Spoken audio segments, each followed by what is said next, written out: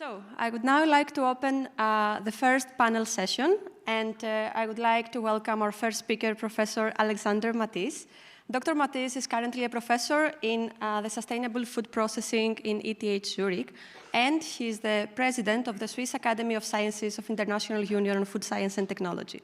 Dr. Mathys has a very diverse career path between academia and industry, so thank you for sharing your experience with us. The floor is yours. Thank you, I have it. Thank you so much, Chrisanti, for the very kind introduction. Hello, everybody. I'm very glad to be here, back in Lausanne. I lived here for a while, and you will see it also in the little CV introduction. And it's great to see so many students, which are looking for the next step in your career. So, and I hope I can maybe give you a bit my perspective, how I could find my way, because this is not so easy, and this is absolutely normal. I always thought this is not so normal that I'm not sure what I should do, and I hope I can share with you how in the end it came to the point that, this one we had, that is the topic of the talk, by the way, transfer more sustainable food processing solutions into applications and society, but I would like to start with this picture. That is a picture of our team at ETH Zurich, the ETH Sustainable Food Processing team, and I think it demonstrates we have a good time. For me, this is an awesome team. It's a great job I'm allowed to do. It's a great institution. ETH at Zurich, ETH Lausanne, absolutely outstanding organizations. I love the city, as I loved Lausanne, and the environment is absolutely outstanding because I have freedom and resources in combination, and I always was looking for this combination to do my job, but also to live my job. So you can already extract some important aspects around these little headline. So there is a kind of dream behind. So I always wanted to be in a freedom or free space where I can have resources available to create things, but they also should have impact. That was always also my strong wish. And impact for me means clearly that somebody's taking over these ideas. And if somebody's taking it over from academia, that's normally society and or industry. And especially in my domain, food process engineering, sustainable food processing, we need industry to take over because we don't operate in industrial scale. We can't operate such huge units to produce affordable nutrition. There are a lot of cool and fancy food products, but they are not affordable quite often. And if you want to make it affordable, you need to have the economy of scale. You must partner. You must collaborate. That is a strong belief of mine, and I would like to explain to you why this is so much pronounced also in my career pathway. So you can see that we had a good time at that time on the ETH roof. That was the time where I got my tenure, because I'm now finally arrived at ETH with a permanent position. It was a long pathway if you go the academic career pathway. Strongly involved with industrial collaboration, but you can do also many others. And I wasn't sure whether I go the academic pathway before. And let's maybe explain that a bit more in this little agenda here, where I start with my born. Yeah, I was born in my hometown Stralsund, which is a little city in the northeast of Germany, close to the largest island of Germany, Rügen. It's a lovely city, not so much industry, to be honest, but a beautiful nature. You can sail there. So if you want to experience really great nature, go to my hometown. I'm sure you will love it. Okay, but I was born in 1979, and then, maybe a bit challenging times, so we were not free. And I mentioned to you how much important freedom to me is. So that was already recognized as a kid because I observed my parents. They were not free.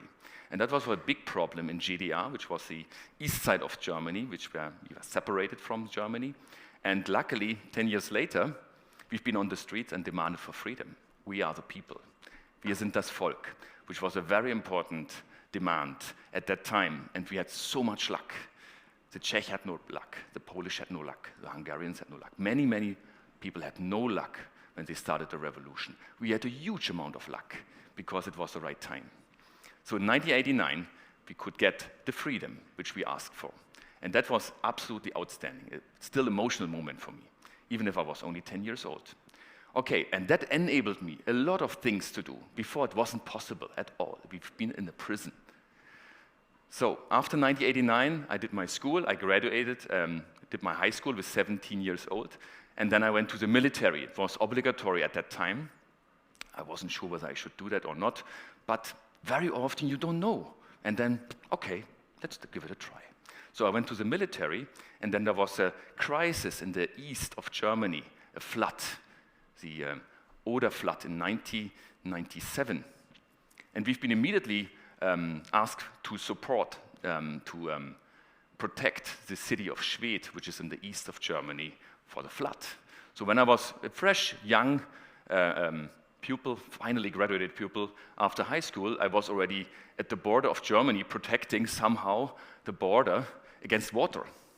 So we were not trained on that, but it was a really intense team experience. We've been such a strong team, and we worked so hard, and we didn't fear all the risk, luckily. Maybe I was a bit too young for that, but in the end, we even received the Medal of Honor for our team accomplishment that we could protect this wall against the flood. So that was also a very important experience regarding team spirit, team experience, and what you can achieve with a team when everybody is really working strongly together. After military, to be honest, afterwards it went not so well anymore, because I don't like this direct order without questioning things. I like to question things, and that's why it was maybe better to leave the military back to academia. No, not back, to academia. And that started in 1998 in the Technical University Berlin. I always wanted to study food technology because I was already screening what is my interest, what is impactful enough to do cool stuff finally in the job, and then I selected food technology as my core interest subject, and I studied that for 5 years in TU Berlin. I worked in parallel in a medical hospital, even if I wasn't trained, but they needed somebody to handle the laboratory in the nights. So I was working in the nights, handling blood and urine samples in Parexel. I was trained for that, and then I was a lab technician working in parallel to the study program, which I could then also finally finance my study. 2004, I graduated, then with the, at that time still Dippel-Ing, which is Diplom-Ingenieur, so it's a comparable to a master in food technology. And I did that together with industry, because again, I wanted to have impact with my master thesis, 6 months full-time, so I selected a multinational, at that time Danisco, which was taken over afterwards by DuPont. Then a startup from Berlin, Biotronics, which developed analysis for physiological cell fitness, and the TU Berlin. So finally completed the master thesis, end of 2004, and then I recognized I want to stay in research, because research makes fun. It's free, freedom somehow also to can explore things, but it's very hard to stay in research, I recognized, because I applied for jobs, and normally I didn't get any interview even. Very often I wasn't invited even for the first interview. Very typical in my career also. So I met a guy, Dr. Volker Heinz, which was my mentor in the TU Berlin Institute, and he said, yeah, you want to really do a doctoral research? I said, yeah, I really want to do it. It's absolutely important to me. And then he gave me an offer because he was impressed by my presentation of the master thesis. Luckily, I didn't know that he was in the auditorium. Okay, so I got the doctoral research position, but only for half a year. I had to get my own funding. In Germany, it's a bit tricky maybe sometimes to do doctoral research, so I could win my own funding for 6 months, and my mentor gave me the topic, so I just started. I didn't know whether I will make it. I even wasn't sure, am I good enough for doctoral research? And my mentor gave me such amount of books and tasks, and the first 3 months, I got gray hair. Here, it's still this gray hair here. It's not colored also. It's from my doctoral research, my first 3 months. Because I was so stressed, I wasn't sure whether I can make it. But I was working very hard. My response to this huge challenge was I was working very hard. I trained myself to go into the topic of bacterial spore inactivation, which is an important mechanism to understand sterilization, food preservation for more healthy and more sustainable food supply. Good. Then I did my doctoral research on that topic, so the gray hair stopped luckily. I wasn't sure whether that'd go on, so it stopped luckily. And but again, then there was a collaboration with industry popping up again, with Mars, one of the huge multinationals in the food processing domain also, in the feed and pet food also. Sorry, not feed, pet food. So then I was sent by my mentor, at that time also Professor Dietrich Knorr, to Australia. They said, yeah, we have to have a project support there in Sydney. Is that okay? I said, oof, my English was very bad because my first foreign language is Russian. I'm from GDR. My second language was English, and normally it wasn't so trained so well. So again, am I good enough? My first presentation was horrible, to be honest, I think. But somehow they still took me, because they needed somebody in high-pressure processing, where we wanted to stimulate bacterial spores to germinate without any thermal intensity or chemicals. So I was sent to Sydney, half a year, and then I had really strong ambitions. I want to, at least because I got such a great career step, I want to do a peer review article out of this great stay, because I was appreciating so much this collaboration. Yeah, for when you have just half a year access, and then of course the introduction, the limitation in English in the beginning led to, after 2.5 months, I had nothing. And I was a bit stressed, because I wanted to, again, generate some experimental data good enough for a peer review article, finally, to demonstrate also that there was an impactful outcome in terms of knowledge sharing. Yeah, only in the last 3 weeks we could have a breakthrough in flow cytometry analysis of bacterial spore physiological fitness, only because of collaboration with the microbiology department in CSIRO, Northright Sydney, and our high-pressure processing competences. And then finally, some months later, we wrote the article and we could make it. Again, completely unsure whether that works out, also questioning a lot whether that really is the right thing, or whether I'm good enough for that, and finally, just do it, just try it out. Okay, then I graduated in 2008 with a doctoral research thesis after 3 years and 3 months. And that was in 2008. And again, I wasn't 100% sure what should I do. I thought, academia is maybe nice. But the academic pathway, especially in the middle, postdoc and so on, is very, very challenging. Normally also very challenging contract situations. So I thought, maybe I go to the best food research center in the world, at least for my opinion, and do my job there, and then let's see what is happening. So I moved to Nestlé Research Lausanne, to Verchet-le-Blanc. I lived here in Lausanne from 2009 till 2012. And it was absolutely outstanding. It's an own university somehow, I thought. And again, I thought, oh my God, they are all so good, and I'm not sure whether I'm good enough. So again, my response to this question was, I worked very hard on high-pressure processing for non-thermal preservation. And I had many colleagues which were looking to me like, wow, he's really believing in this, and he's working so hard. And I said, I want to implement this technology into the company. That is my ultimate goal. I think this is really it's a really good application. But of course, this is not so easy to put something from research into an industrial environment, into a factory. And I tried so hard, and I failed all the time, and that's already a bit funny maybe for some colleagues. But I was so convinced, and then there was an outbreak. There was an outbreak in the company, a food safety issue, and that changed a lot. So I could then present my project, and that worked exactly to meet the needs, to handle the outbreak, but also to assure the quality, because high-pressure processing is a non-thermal and high-quality preservation technology. 2011, Nestlé implemented it into industrial scale in Cleveland, the first time in the company, in a $60 million investment in the US. And I was the lucky guy who was at the right point, at the right place. It was really awesome. And I got so much support from my mentors, from my department heads, and from the CTO, and I'm still glad for that. But afterwards, somehow, okay, what is now? So I was enjoying so much academia. I wanted to also go in teaching more. I wanted to do this. I wanted to do so many things, which is also, by the way, very, very typical in my career path. I like to do many things in time, but in a focused manner. I know this is a kind of controversial statement, but this is working a bit. Of course, not too broad. You have to keep the broadness in a certain limit. So that's why I decided to go back to partially academia and academic research and industrial research, going back to Germany in 2012. And I was asked to build up the German Institute of Food Technologists Bioeconomy Department. It was a unique opportunity to bring in all the ideas I had on microalgae research, on insect research, sustainability assessment into one department. I started from scratch, which is also somehow a very interesting experience in 2012. And in this department, I could also already live my freedom. But somehow, my professor application didn't really work. In Germany, sometimes that can take a while. And it's also very typical that professor applications are very, very challenging normally. So it took 3 years. I was on the first place, but I didn't get the call. I was already questioning, why is that happening? And then I was sitting with my doctoral researcher, Dr. Erika Georget, also, which we worked together here in Lausanne. We sit in à la Bosette, which was my favorite pub here in Lausanne, because we completed our Nestlé-funded research project. And then I got an SMS from one of my mentors, my former Nestlé colleague Ian Roberts, CTO from Bühler. Think about it.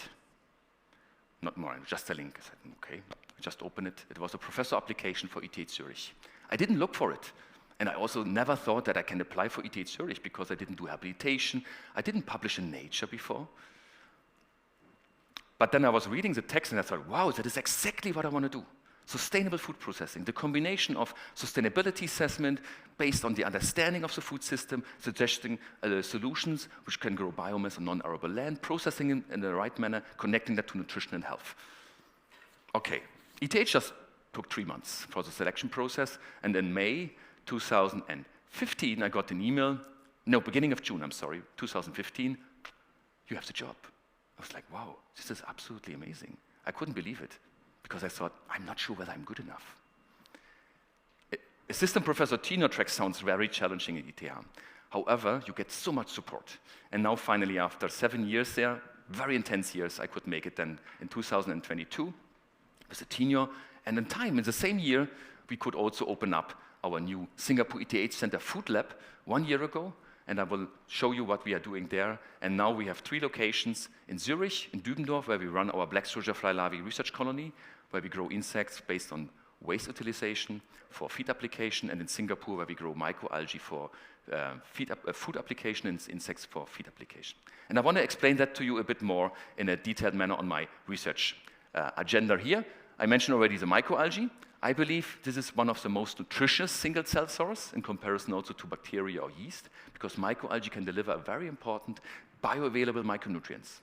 Now we want to replace a lot of protein-rich foods from animals, and I think we should in general eat less of them.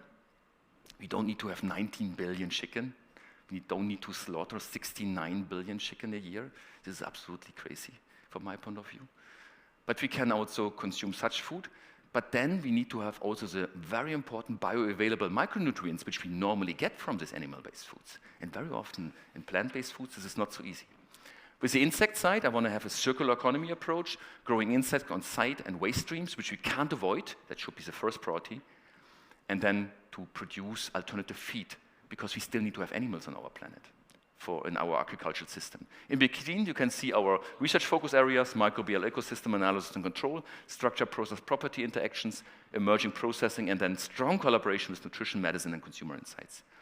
This concept is so broad somehow, it's only working with collaboration, with academic collaboration, but especially also with industrial collaboration. My assistant professorship was financed by Bühler and Micro, which was a bit a special setup, and I was really enjoying that there was such a support, competitive support from the Swiss industry. And now we have even a new assistant professorship, food engineering for nutrition, which is financed by Nestlé Bühler Givaudan, which is following up on this successful 7-year collaboration with our industrial partners. It goes in a different direction. But first of all, you've seen here on the bottom, multi-indicator sustainability assessment, and we will hear more about it from the next speaker, I'm sure. So sustainability assessment can be done for the environmental sustainability performance, but that is just one side of the coin. We have also the social sustainability, which includes nutrition and health impacts. I mentioned already some of them. And also the economic sustainability. Is the nutrition we deliver affordable? The majority of the population on our planet can't afford the best nutrition. Okay. So that's why it was important to team up in this very important expert panel, the Nature Sustainability Expert Panel, where I was glad to be involved. And we could publish many high-level reports, and I learned so much about it. So again, it was collaboration, understanding what is the food system, where we suffer, and listening. And during the listening phase, especially, I recognized technology is not the solution from my point of view. The solution is on the social side. It's behavioral change, for example, and we can stimulate this behavioral change by technology innovation. But technology, stainless steel technology, is not the solution from my point of view. And I'm saying that as a food process engineer. Good, that was an important learning. So we understood what is important, maybe where are the hotspots, and there are many, and there will be diverse solutions.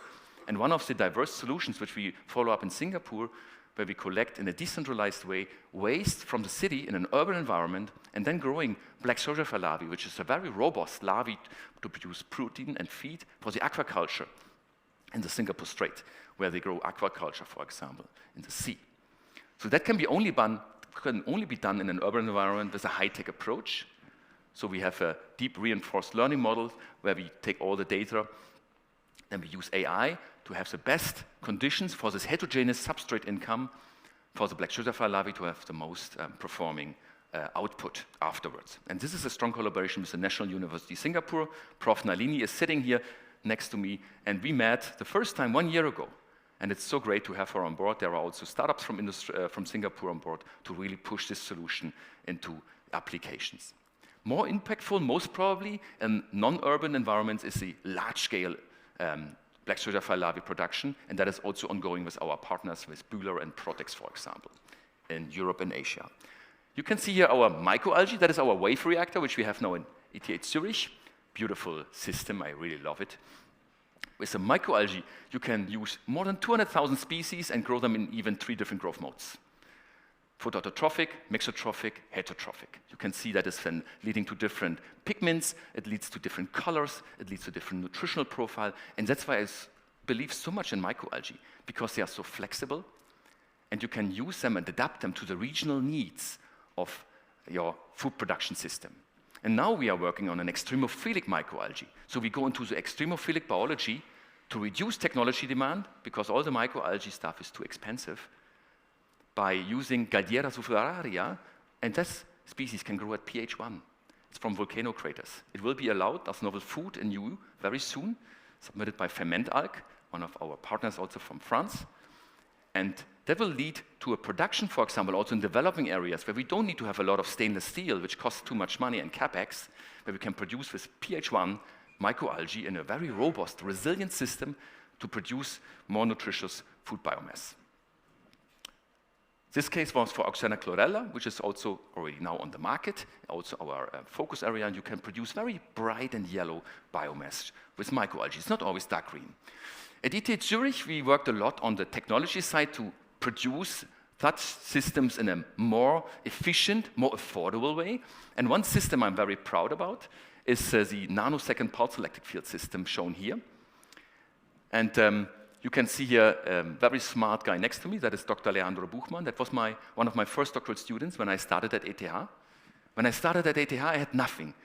An empty office, an empty lab, except I had resources from the president, which is a very huge privilege in such a position. So I could hire people immediately without writing endless grants in the beginning. I could immediately start with a certain budget as an assistant professor, and then also getting equipment in the house.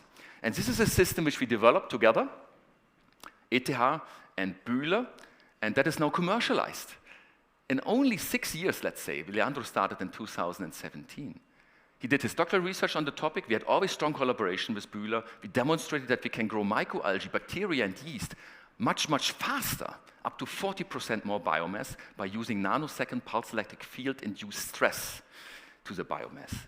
And that is now integrated into this continuous system. And you can see here this commercial product, the pre-commercial product, is now installed in our Singapore ETH Center food laboratory. It is a huge success story for a technology integration.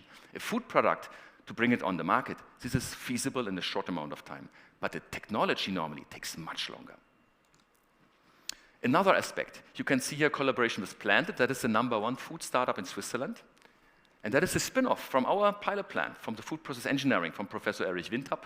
And I'm so glad to see Planted so successful, operating in Switzerland and Europe.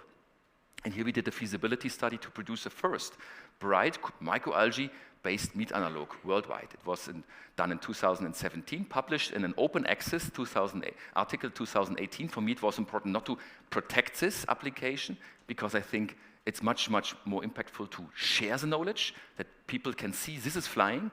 Already 30% microalgae integration could still keep the structure of the meat substitute when we combined it with soy concentrate. We had to adapt a bit the process in a continuous extrusion process.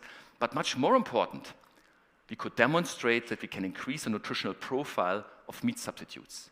I mentioned to you that when we want to replace protein-rich animal-based foods, we need to also give the micronutrients, which are normally with the proteins. We don't need to eat so much proteins. We eat by far too much normally. We should get the bioavailable micronutrients. And with just integration of the microalgae, we could here increase the vitamin E, B1, B2, B3, and B6 concentration, even after extrusion, in the meat substitute. Now we go further. We have joint collaborations with the nutrition and health sciences at ETH to demonstrate also that it's bioaccessible and bioavailable. We don't know that. And that's why I think the nutritional equivalence is still something which we really need to focus when we want to replace animal-based products. And this is not given on commercial products from my point of view yet. Here we had a very nice collaboration also with Nestlé. Nestlé Research, Greta Canelli, which is now also working in the company, was doing her doctoral research on microalgae, whole microalgae, which then work like a natural encapsulation with their cell wall to protecting the polyunsaturated fatty acids.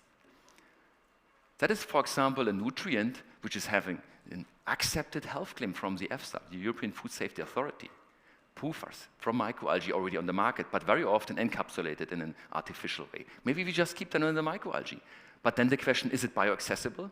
Greta integrated the InfoGest 2.0 protocol in our laboratory and could demonstrate that we can measure it, and we can even increase it by pulse electric field processing, in this case, microsecond pulse electric field processing. We could partially open the cell wall and the membrane by using pulse electric field processing and incubation in combination, and then we could increase bioaccessibility, but still keeping the stability, because polyunsaturated fatty acids like to oxidize very fast if they are exposed to our atmosphere. Good. Yeah, all these knowledge is now integrated into our collaboration project with several companies. Sophie Bionutrients is a Singapore startup, planted, I mentioned already, Nestlé Bühler Givaudan, the Singapore Food Agency, then our core partner, the National University Singapore from the academic side, and A-Star, one of the largest research organization in Singapore. At the Singapore ETH Center, where we want to grow yellow microalgae, heterotrophic cultivated on side streams, because the substrate shouldn't contribute too much to the product cost per kilogram. We want to stimulate the microalgae with nanosecond pulse electric field with our commercial system, which was developed with our research at ETH Zurich. Then we want to have a cascade-wise extraction. We want to follow up a milking approach, keeping microalgae alive, milking all the time. Very, very few proteins, not too much that they die. We just keep them alive at the minimum somehow. And then we want to extract the proteins and extract it finally for meat substitute production or fish analog. Yeah, with that, I would like to close. That is our laboratory in Singapore.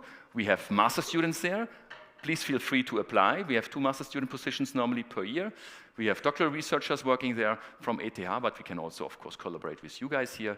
And I would like to thank our research partners, applied R&D centers, and specifically also the industry for the strong support and the professorships, and you for your attention, and the team, finally, for the strong contribution.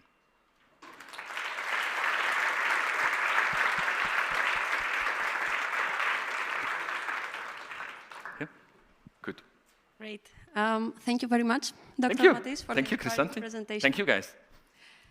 Please don't forget to submit your questions to Dr.